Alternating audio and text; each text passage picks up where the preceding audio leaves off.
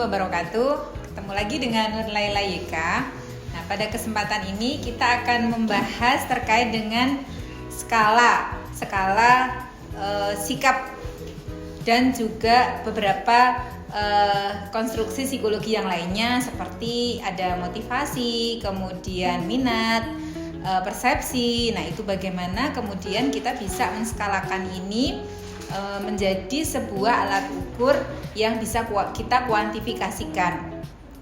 Nah, teman-teman, sebenarnya secara substansi beberapa variabel atau teori yang saya sebutkan terkait dengan misalnya motivasi, sikap, minat itu kan sebenarnya adalah satu konstruksi yang itu tidak bisa disusun secara numerik begitu ya, atau secara kuantitatif. Tetapi dalam konteks pengukuran penelitian kita akan menjadikan variabel yang bersifat kualitatif yang berskala nominal tersebut itu menjadi variabel kuantitatif yang nanti berskala ordinal, interval maupun rasio. Nah, melalui proses pengubahan inilah kemudian peneliti nanti akan bisa menganalisis data menjadi suatu data yang tersusun secara kuantitatif. Nah, kemudian kita harus berhati-hati sebagai seorang peneliti kuantitatif, kita harus berhati-hati dalam melakukan proses pengolahan data ya teman-teman, sehingga jawaban responden yang kita dapatkan dari lapangan itu tidak bisa secara langsung kita percaya begitu saja. Mungkin bisa jadi setelah kita uji validitas dan reliabilitas, kemudian kita mengambil data yang sesungguhnya sebagai data penelitian, kita mungkin akan mengkonfirmasi atau mungkin kembali ke lapangan terkait data-data yang mungkin secara teknis pengambilannya harus kita pastikan prosedur kebenarannya. Nah, karena apa? Karena aspek-aspek ini sebenarnya kan aspek emosional atau aspek yang ya dalam konteks penelitian ini disebut mungkin dinamika psikologis dan mungkin sangat-sangat personal, sehingga akan sangat baik kalau kemudian kita bisa mendalami kondisi lapangan. Misalnya teman-teman mungkin bisa membuka kembali apa sih sebenarnya yang dimaknai dengan sikap gitu ya. Nah, kalau seseorang bersikap yang baik begitu, bagaimana sih kita mengkuantifikasikan baik itu dalam konteks penelitian kuantitatif. Nah, ini kan memang tidak mudah begitu ya. Nah, jadi misalnya kemudian yang kedua motivasi gitu ya. Apa sih yang kemudian kita bisa bisa kita ukur terkait dengan seorang yang motivasinya luar biasa, motivasinya tinggi dengan orang yang motivasinya rendah begitu. Nah, dengan cara-cara tersebut maka kita bisa mengkuantifikasikan melalui beberapa skala. Ada 4 skala yang kemudian dalam penelitian kuantitatif itu kita gunakan. Ya, yang pertama adalah skala Goodman, kemudian yang kedua itu adalah skala Truston, kemudian yang ketiga itu adalah skala Likert, yang keempat adalah semantik diferensial. Oke, kita memulai dari yang pertama tadi skala Likert ya, yang sudah lebih populer atau sudah sangat sering kita dengar. Nah, ini seorang ilmuwan namanya ya Pak Likert gitulah aja lah ya. Ini beliau membuat sebuah skala yang itu tersusun dari pernyataan dari sangat setuju sampai sangat tidak setuju. Awalnya skala ini digunakan untuk mengukur skala sikap, tapi kemudian dia bisa berkembang menjadi ya pendapat persepsional, kemudian bagaimana gejala-gejala sosial lain yang itu bisa dipersepsikan oleh subjek penelitian. Nah, apa sih yang dimaksud dengan skala Likert? Skala Likert itu adalah skala yang digunakan untuk mengukur sikap, pendapat, dan persepsi, sehingga responden memilih dari sangat setuju sampai sangat tidak setuju. Jadi biasanya ada 5 skala, dari yang sangat setuju, kemudian netral, kemudian tidak setuju, kemudian sangat tidak setuju. Nah, atau dalam konteks yang lain mungkin bisa berbeda bahasa, tetapi maknanya adalah 5 tingkatan ini. Misalnya dari yang sangat sering dan seterusnya sampai tidak pernah, misalnya seperti itu. Nah, kemudian teman-teman nanti setelah kita menyusun hasil penelitian, kita kemudian kuantifikasikan, yang perlu kita ingat adalah jangan sampai teman-teman lupa bahwa dalam pengukuran skala sikap itu kan ada yang favorable dan ada yang unfavorable. Nah, pastikan penghitungan hasilnya itu benar gitu ya. Jangan sampai unfavorable nanti sama misalnya dari 5 4, 3, 2, 1, padahal itu kan konteksnya ada dibalik. Nah, ini yang penting. Kemudian skala yang kedua adalah skala Goodman. Apa itu skala Goodman? Skala Goodman ini adalah skala yang kemudian memberikan jawaban terkait dengan sikap yang tegas gitu ya. Nah, jadi hanya ada 2 jawaban, ya atau tidak, benar atau salah. Nah, dalam konteks pengukuran sikap, hal ini memang agak tidak disarankan gitu ya. Kenapa? Karena skala Goodman ini tidak memberikan ruang atau kemungkinan lain selain iya dan tidak gitu ya. Nah, kemudian bisa jadi iya tidaknya itu sangat subjektif, dan itu dalam konteks waktu dan kondisi itu bisa saja berubah.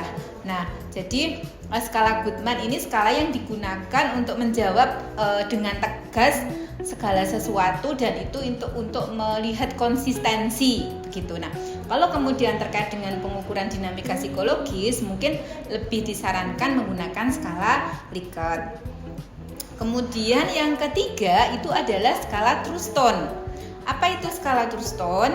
Nah, skala Truston ini kita coba mengukur skala sikap menggunakan semacam item yang itu dalam konteks misalnya dari 1 sampai 10 gitu ya. Jadi ada rentang penilaian yang itu mulai 1 sampai 10. Nah, teman-teman mungkin bisa membuat semacam kontinum atau garis gitu ya, yang memungkinkan seseorang itu bisa membayangkan dia ada di posisi mana dalam menjawab suatu sikap. Kemudian yang terakhir atau yang keempat adalah skala semantik diferensial. Nah, ini mengukur kontinum bipolar 2 kutub yang berlawanan. Jadi sebenarnya mungkin hampir sama ya, tetapi dari bisa sampai tidak bisa, sangat tidak bisa, tapi menggunakan kontinum 1 sampai 5 atau konteksnya adalah bipolar atau 2 kutub kontinum terhadap suatu objek yang kita teliti. Nah, teman-teman mungkin kita akan melihat apa sih sebenarnya konteks atau perbedaan dari keempat ini. Nah, misalnya kita lihat kalau skala Likert, biasanya jenis data yang dianalisis itu adalah ordinal atau juga sering kita menggunakan data interval.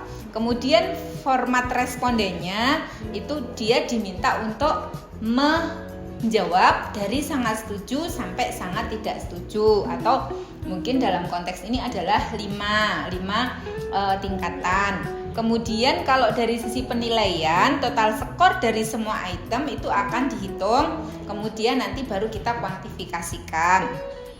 Nah, setelah itu fokusnya itu mengukur intensitas sikap terhadap serangkaian pernyataan. Jadi memang sikap itu lebih diekspresikan dengan pernyataan. Jadi saran saya teman-teman yang mengambil atau yang mengukur konteks psikologis dalam hal ini mungkin sikap dan seterusnya, itu mungkin akan lebih bagus kalau kita menggunakan redaksinya adalah pernyataan. Kemudian pengembangannya dalam konteks ini adalah ini relatif mudah dibuat. Nah, kemudian kalau skala Truston, jenis datanya biasanya adalah skala interval jenis datanya. Kemudian memilih beberapa pernyataan dari daftar yang disetujui oleh responden. Jadi misalnya ada sekian banyak pernyataan yang kita harus memilih 1 sampai 10 dan seterusnya gitu ya, mana yang kemudian menjadi pilihan kita secara gradual. Kemudian skor adalah nilai skala rata-rata median dari pernyataan yang dipilih. kemudian mengukur sikap dengan presisi yang lebih tinggi. Jadi fokus dalam konteks pengukuran true tone ini karena memang istilahnya ya, keluasannya itu agak panjang, maka kita bisa melihat secara secara presisi tentang sikap seseorang. Kemudian memakan waktu yang agak lama karena membutuhkan panel juri atau expertise dalam menyusun pernyataan-pernyataan yang itu disajikan. Kemudian memang agak rumit ini ya yang skala true tone ini ya teman-teman ya. Mungkin saya sarankan kalau teman-teman mengukur sikap ya baiknya memang menggunakan skala Likert. Kemudian semantik diferensial yang ketiga itu skalanya biasanya interval. Kemudian ini juga tadi saya sampaikan ya, jadi ada rentangan dari baik ke buruk gitu ya. Jadi dari yang positif sampai ke negatif seperti itu kutubnya. Nah, kemudian skor didasarkan pada bagaimana responden itu memberikan tanda di nomor 1, 2, 3, atau 4 atau 5 dari baik sampai ke buruk.